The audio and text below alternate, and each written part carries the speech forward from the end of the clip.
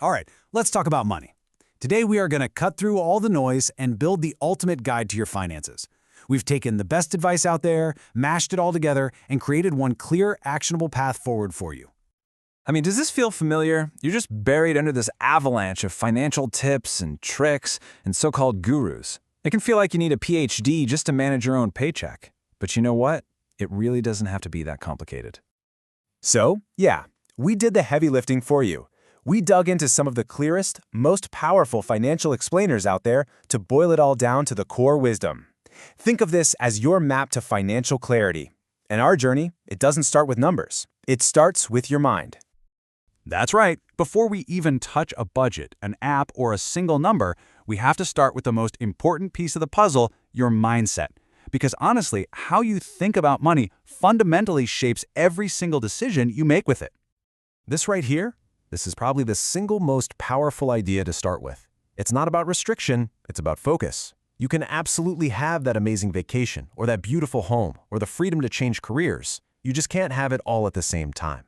Money, just like your time and energy, is a limited resource. The real goal is to point it directly at what truly matters to you. And this is just a perfect way to visualize it. So many of us start at the end, right? With the leaves, the tactics. Should I use this app? Should I buy this crypto? But that's literally the last step. You've got to start with the roots, your core values. What is most important to you? That informs the trunk, which is your philosophy on life, which then leads to the branches, your strategy, your goals. Only then, at the very end, do you pick the tactics, the leaves, that actually serve that strategy. Okay, so once your mindset is dialed in, the very next step is getting some clarity. I mean, you can't tell your money where to go if you don't even know where it's going right now. And for that, we're going to turn to a brilliantly simple tool. This isn't some fancy new app. This method is 1,400 years old, from the Tang Dynasty, and it's called the four-column method. Its real power is its simplicity. It's not about forecasting or some complex budget. Not at first. It's just about accounting for every single dollar after you've spent it. It forces you to be brutally honest with yourself. So here's how it works. Let's say you start the month with $8,000. You add your increases, your salary, any side hustle income, that comes to $6,120. Then you subtract all your decreases, rent, food, loans, everything, and that adds up to $6,470. Your ending balance is $7,700. Now, what does this tell you? It shows, clear as day, that you spent $350 more than you earned. There's absolutely no hiding from that number. It creates instant accountability and shows you exactly where you might need to make a change.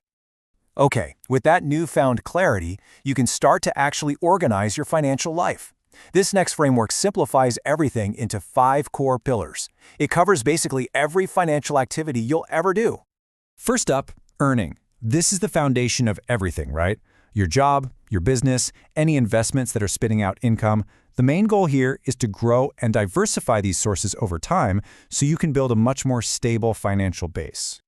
Second, spending. This is everything from your morning coffee to your rent payment. And remember, the goal isn't to just ruthlessly eliminate everything you enjoy. It's about conscious alignment, making sure your spending actually reflects those values we talked about at the beginning.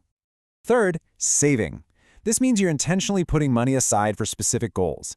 And the absolute #1 priority for anyone should be building an emergency fund. You want enough to cover 3 to 6 months of essential living expenses. This is your non-negotiable safety net. It's your financial life raft. Fourth is borrowing. Look, most of us take on debt at some point. Student loans, a mortgage, credit cards.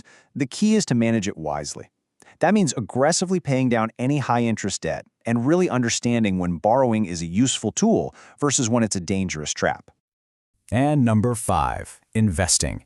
This is how you truly build long-term wealth. This is the magic part.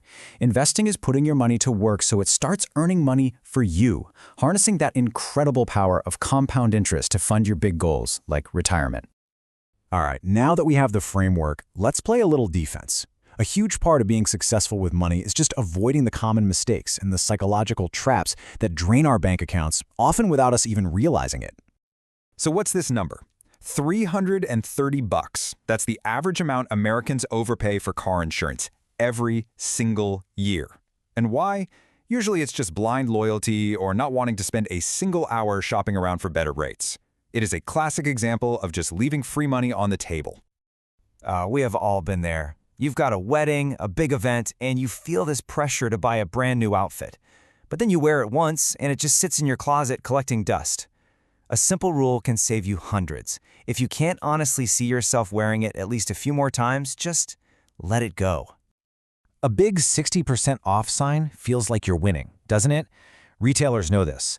But if you spend $300 on clothes you didn't even plan to buy, you didn't save $600. You spent $300 you weren't going to spend.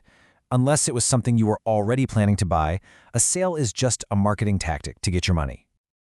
This one is huge. You hear a tip from a friend about some hot new stock or a can't-miss investment. The temptation to jump in is enormous. But here's the thing. If you don't understand the business or the risks or how it even makes money, you're not investing. You're gambling. Plain and simple. Always do your homework first. So we've covered mindset, tracking your money, the 5 pillars, and the traps to avoid. Now let's wrap this all up into a final action plan, guided by a few timeless principles of smart financial management. Think of these as the fundamental rules of the game. You've got to remember, higher returns always come with higher risk. $1 today is always worth more than $1 tomorrow, because you can put it to work right now. You have to balance making a profit with having actual cash available. And finally, the classic. Never put all your eggs in one basket. Diversification is your best friend and your best defense. You know, we started with that big idea. You can afford anything, but not everything. You now have the framework, the mindset, the tools, the principles to make that choice consciously. So the final question isn't about what you should cut back on. It's about what you will choose to build. What is that meaningful life you're going to fund? The choice is all yours.